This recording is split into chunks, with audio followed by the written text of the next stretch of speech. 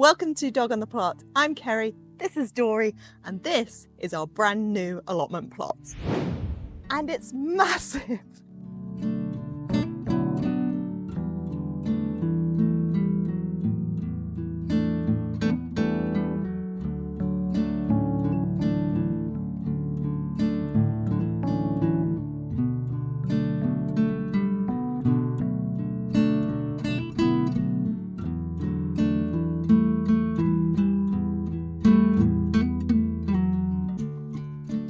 So yes, things have escalated considerably, but all is not what it seems. And I'm not going to tease this week. I am going to tell you the full story up front, and then we're going to do a tour of the new plot, which is very exciting. And I have to do it now, even though it's a really dull day. I really wanted the sun to be shining on the plot to show it to you for the first time, but it's Saturday morning and this is going to be an incredibly busy weekend as I transfer from the old plot to the new plot. So a lot will potentially change over this weekend on the new plot. So I wanted to show it you while it is brand new, untouched, and give you the full layout.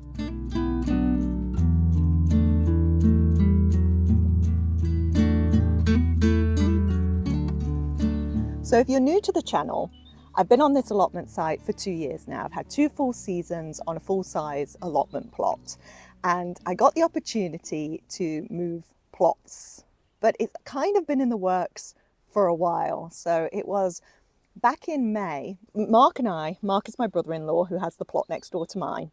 We had come down to this side of the site to collect some greenhouse glass, and while we were down here, the chap who had this plot, Graham, called me over. Now, Graham is somebody I know because basically Graham is the reason I got an allotment plot in the first place. He's a neighbour of mine, he lives around the corner, and when I was growing pumpkins in my front garden, because I'd ran out of space in the back garden, he stopped and he talked to me and he said, "Are you sure you don't want an allotment?" And of course I did. I really did want an allotment, but as some of you may know, there's a lot of mystery around allotments and getting allotments and waiting lists and all that sort of thing. But he gave me the inside scoop of when the gate would be open, and I came down, I saw the steward, and I got offered a plot, and I had to wait for a couple of months, and in December of 2022 I got my plot. I worked it in 2023, worked it in 2024. Now, I talked last week extensively about the problems with my plot. I won't rehearse them here. You can go and watch that video. But it was challenging, that plot. Although it didn't really occur to me that I would move plots. I just sort of accepted that that's the plot that I'd got and I was going to work it. And not long after I got my plot, my brother-in-law took the plot next door to mine. So it was a bit of a family affair, you know. It was really nice working next door to each other, and I was very settled in that spot. However, when we were down here collecting the greenhouse glass and Graham called me over, it was to say that he was going to be moving and he was going to be giving up this plot. And he said, and I quote, "There's no one else I'd rather pass it on to than you." Now, if you are surprised by that comment, imagine how I felt. And at the time, because this is May, and if you remember, I had a late start to my allotment plot, and I was just like, please don't come up to the other side, the site, and see my plot as it is now, because you'll take it away. You'll say, "Oh, I got it wrong." No, I don't want to give you this plot. But anyway, he didn't take it away, and at the time, when he asked me, I was quite taken aback, and I thought, my immediate thought was, well, I don't want to leave Mark, you know, and all of the people up at that side of the site. I had some really good relationships with the people up there. I like it up there, but this is such a better plot. And so I was a bit torn, and I remember saying to Graham, "I'm not sure, I'll have to think about it." And Mark was standing right next to me, arm full of greenhouse glass, and he was like, "Well, if you don't take it, I will." I thought, oh, okay. So my reason for staying would have been Mark, but if I'd stayed for Mark, he would have left and come and took this plot. So yeah, I said yes. And throughout the summer, I guess it was sort of like I didn't know if it was going to happen or not. So I didn't I didn't act as if I was going to be moving plots. So I did all the things on my plot to some extent that I would have done anyway. Now, if you were wondering why I never drilled or nailed together the wooden beds and things like that and just stuck them up with bricks, part of that was thinking I might be taking these apart in a few months. Or kind of the same with the greenhouse glass. You know, if you're a regular viewer, you know I only ever got 6 panes of glass into my greenhouse. And part of not putting that together was thinking, well, I'm going to have to take it all apart relatively soon anyway, perhaps. Because it was always a perhaps. I didn't know if it was actually going to happen. Graham might have changed his mind and not moved. And also I had to clear it with the stewards. So like I said, people do chop and change plots on allotment size. They want to downsize or they want to upsize, or they, like we did, make a deal between one another. But there are no guarantees around that, and the stewards have to think about what's best for the site and think about the waiting list as well of people that they've got. Now, this just freed up a plot, you know, because Graham wasn't like switching with me or anything. So actually, rather than this plot freeing up, my plot has freed up for somebody else. So in that sense, it seemed like it wouldn't be a problem. And I think on the day that we talked to the stewards, the last day that you could pay dues for next year, which meant that a lot of people were talking about switching plots and various things. I think it was all a little bit overwhelming. So although it seemed like we'd got the go-ahead right away, I got a phone call later in the day to say to hold fire. They had to look at the whole plan and I would hear later in the week. So that was not fun because, yeah, I'd kind of got my heart set on this plot now and I just had to wait and see. And in the meantime, Mark and I came down here and measured up the plot because I'd done my little measuring, you know, of big strides as a meter kind of thing. And I thought, well, it's a fraction bigger than the plot that I've already got. And I thought that might be a consideration, that they might not want to give me an even bigger plot.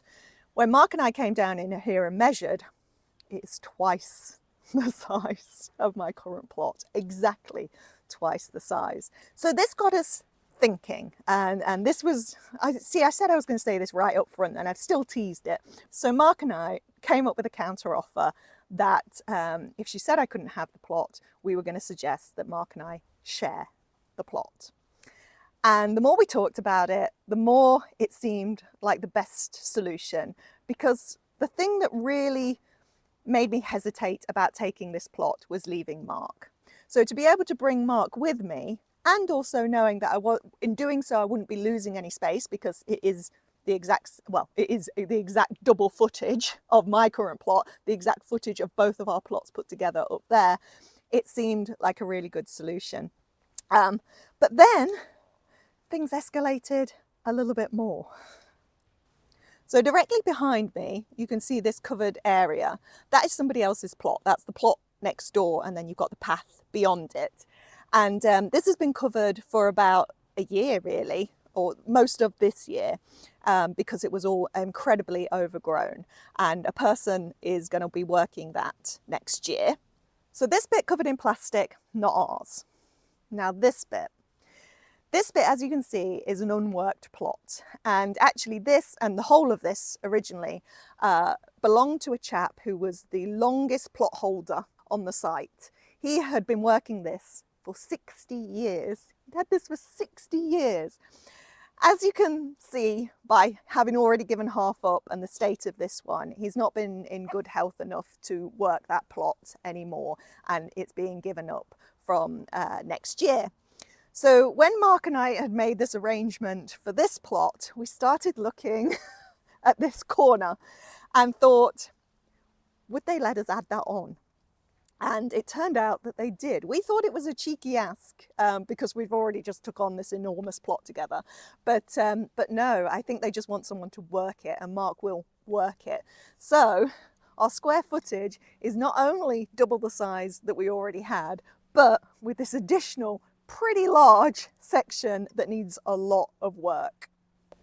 Now there's another twist in the tale. because this part of the plot is actually going to be, well, I was going to say it's going to be worked by my sister. It won't.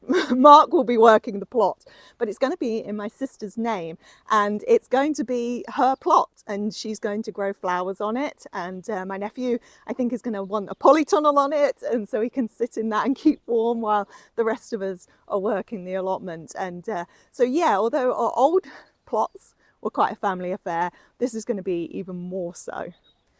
Now I'll have to put the dimensions on the screen because I don't know them off the top of my head. But this, my sister's part, is a half plot. And because it's on a corner as well, it has a water point, which is very handy. But as I was saying, it does need a lot of work. The ground is quite bumpy.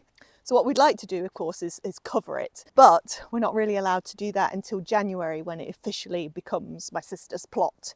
So for the meantime, it's just got to stay as it is. We can strim it, so I think we're going to do that today, and then go from there, really. So this part of the plot is my sister's. And then this part of the plot is going to be in mine and Mark's name. So it is in a shared name over the two plots. And that's because if one of us decided to leave, then the entirety of the two plots would revert to one of the person who's staying. If we officially split that plot into two and we each paid for our own half, what that would mean is if one of us left, it would have no guarantee that the other person could have that other space. It might go to somebody else completely. So that's why we've done it that way. We've kept it technically shared, but because the two plots are equal in size, Mark is going to be working this side of the plot and I am going to be working this side of the plot. So I think I've kept you in suspense for long enough. So let's get on with the tour and I can show you whose spaces are whose and what we've got on each of those spaces.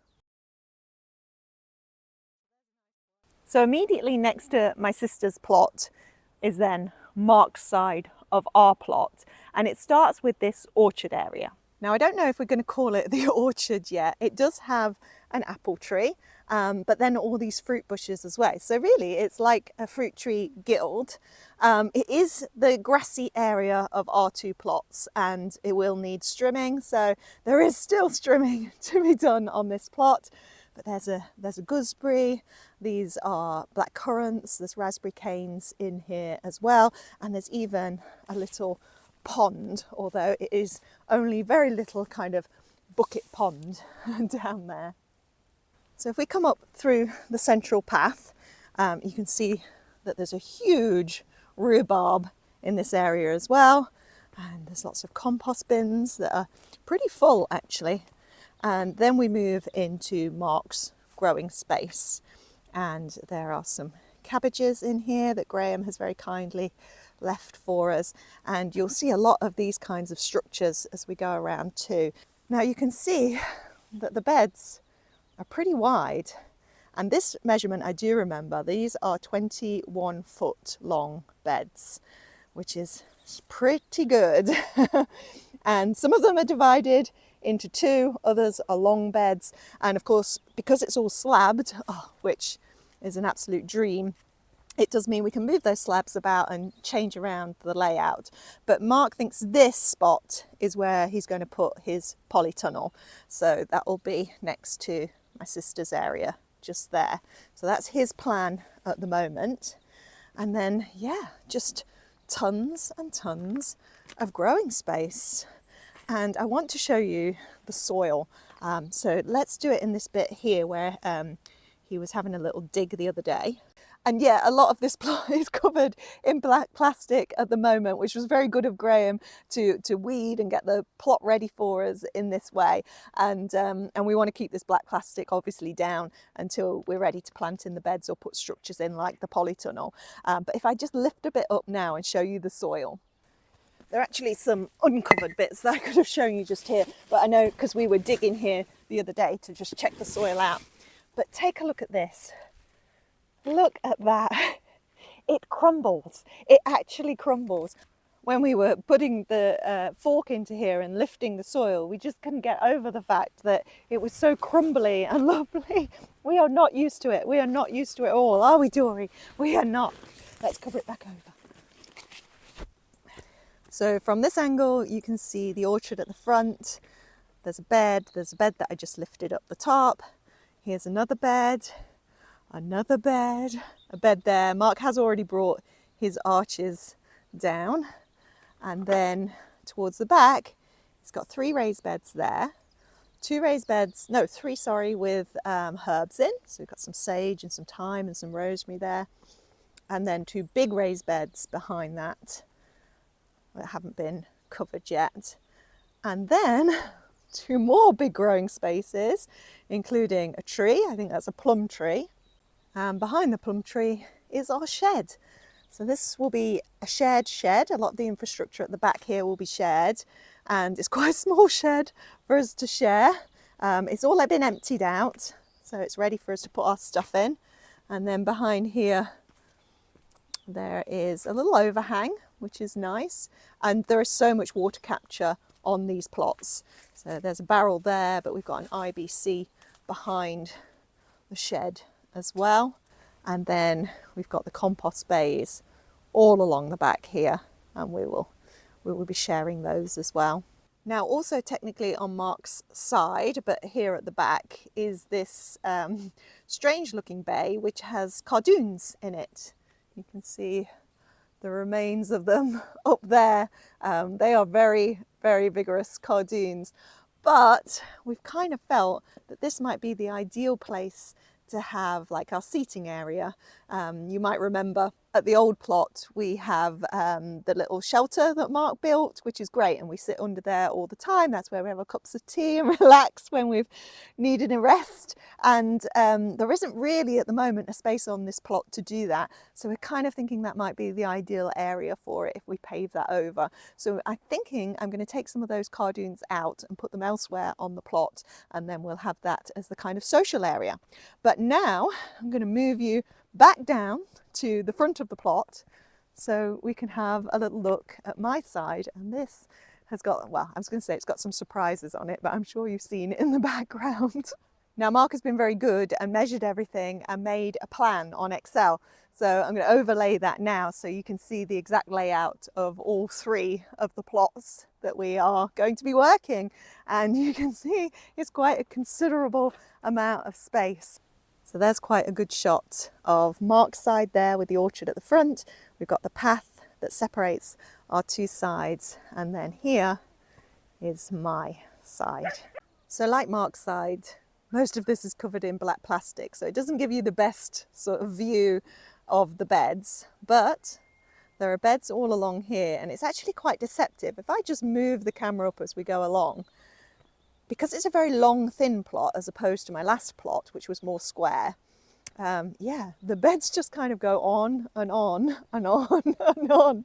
And there are quite a lot in here, and they're all divided up by slabs. And this is going to be the absolute game changer for me. So if you've been with me for a while, or you watched last week's video, you'll know that the grass paths have really tested me on the old plot. And to think there's going to be no more strimming, other than the little orchard bit, but no more strimming of paths, no more slipping over on muddy, grassy paths, no more falling down the moats around my beds.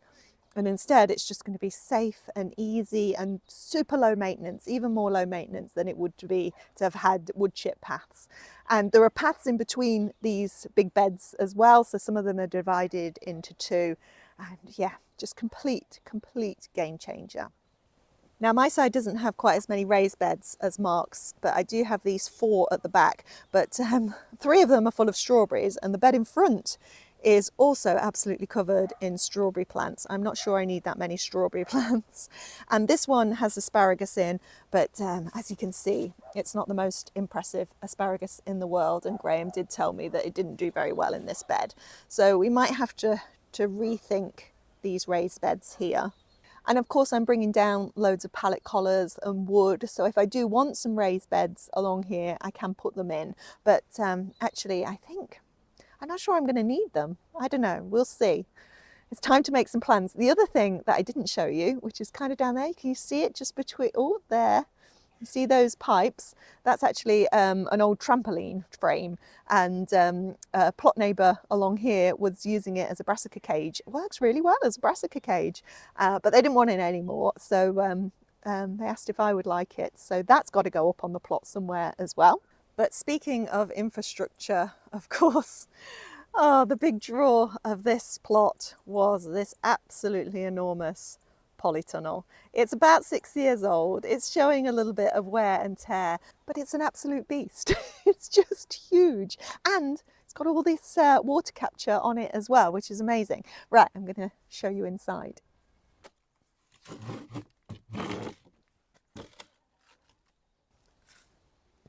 Okay, so I mean, it's huge. It's huge, isn't it?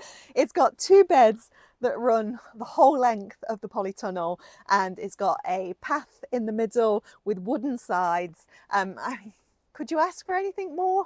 Okay, it's a little bit old. It's yeah, it could do with a clean. It's had some wear and tear, but it's really solid. It is really solid. There's a hedgerow that goes behind the compost bays there, and we have southwesterly wind, so this is actually protected by that hedge.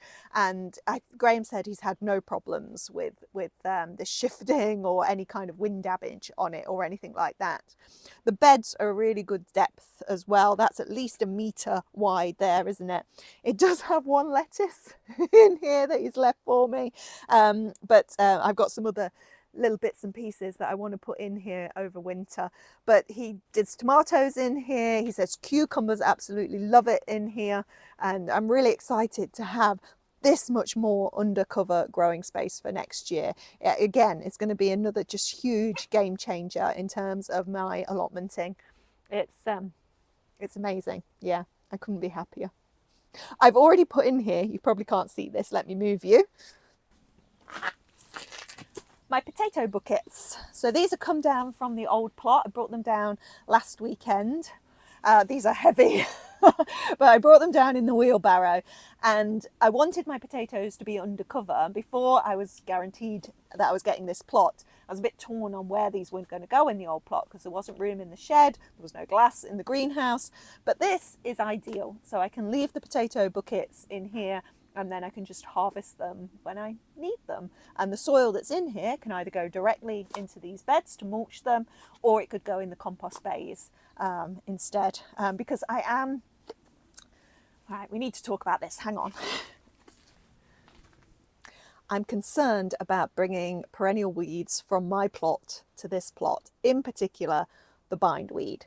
So I've got these buckets here, and I did use homemade compost at the bottom of those buckets, and that homemade compost could have bindweed in. And in fact, when we emptied one of the potato buckets, it was covered in bindweed inside, but quite a few of the others there was no signs. So I'm going to have to be a little bit careful, and that goes for bringing plants from the old plot as well. So I've got some perennial plants that I want to move onto here. I'm just going to have to be super careful because so far I haven't seen any bindweed on this plot. There's a little bit in the orchard area, we noticed a little bit there, but otherwise there doesn't seem to be any in the beds. And the last thing I want to do is bring bindweed to this plot, and I don't want to bring all my slugs either. They can stay at the old plot as well. So it's quite deceptive, isn't it? I think you can probably see why I didn't think the 2 plots together were that much bigger than the plot that I've already got, but actually it was double. So the square footage that I'm going to be working is exactly the same square footage that I had on the old plot, but I don't think it looks like that when you look at it. And I think it's because it's long and thin, but also there's that slight rise at the front of the plot. So in terms of your perspective, it doesn't quite look as big as it is. And I guess because there's quite a lot of space behind the polytunnel here, which you don't see from the front of the plot. So if we venture around from the polytunnel, you can see that there is another IBC tank, and you can just see a peek of the other big surprise on this plot, which is another greenhouse. So there's quite a lot of plot space actually behind the polytunnel, enough to have this greenhouse behind it. It's got a lot of shelving inside. This is made by Graham.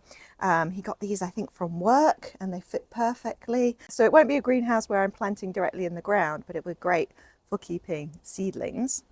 And then behind the greenhouse, as I'm saying, still quite a lot of space. In fact, under this tarp here is bare ground. So you could put another greenhouse here and have a growing space there under cover, but it's not big enough for my big greenhouse, and I just think maybe that is pushing it in terms of the light. So yeah, that's pretty much the end of the tour. There are the compost bays at the back on this side. And there's the view from the far corner. And you can see I've brought down some of my brassicas to put in. So there it is. That is the full plot tour, and I'm really glad I got a chance to show it to you before anything's done. So this is in its like proper start state, and that's good because I think things are going to gain momentum really quickly. I mean, it feels like a fresh start. It feels like a new beginning, and I'm really excited for that. And I want to thank everybody for their comments last week, where you were just super supportive of my decision, and I think really understood that when an allotment becomes a chore, when the challenges on an allotment plot become such a chore that you're starting to lose the joy, then something has to be done. And moving to a plot that, although it's the same size, it's just so much more manageable because of its layout, because of the paths, because of the undercover space as well.